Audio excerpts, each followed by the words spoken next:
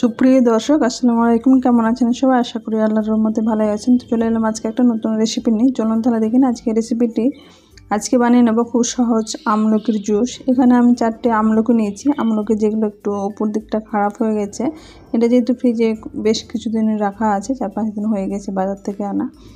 এখন ভালোভাবে ধুয়ে নিই, এটা যেটা খারাপ আছে সেটা কেটে ফেলে এরকমভাবে ভালোটা আমি নিয়ে এরকম ছোটো ছোটো টুকরো কেটে নিয়ে একটা মিক্সিং জারের মধ্যে নিয়ে নিলাম।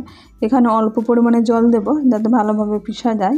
এরকম মিক্সিং জারে মোটামুটি এখানে 40 থেকে 50 সেকেন্ড মতো এটা ঘুরে নিলেই কিন্তু জুসটা হয়ে যায় এরকমভাবে। এখন একটা ছাঁকনি নিয়েছি, ছাঁকনির সাহায্যে এরকমভাবে ছেঁকে নিলাম। ভালোভাবে এটা নিংড়ে ছেঁকে নিতে হবে।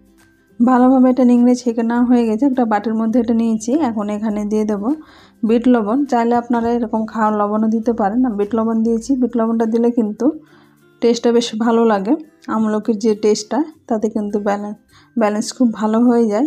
এখানে চাইলে আপনারা চাট মশলা গুঁড়ো ব্যবহার করতে পারেন। বিট লবণটা দেওয়ার পরে আমি চামচের সাহায্যে ভালোভাবে এটা গুলে নিলাম। এখন একটা গ্লাসের মধ্যে এটাকে ঢেলে নিচ্ছি। গ্লাসের মধ্যে ঢেলে নিয়ে এখানে যতটা পরিমাণ জলের প্রয়োজন, চাইলে আপনার এখানে হালকা উষুম, যেহেতু শীতকালীন এখন হালকা উষুম গরম জল দিয়ে এটাকে খেতে পারেন। আমি এরকম নর্মাল জল দিয়ে এটাকে এখন পান করে নেব। এরকমভাবে খুব সহজেই তৈরি হয়ে গেছে আমলকির জুস। আমার রেসিপিটি কেমন লাগলো আপনারা অবশ্যই কমেন্ট বক্সে কমেন্ট করবেন।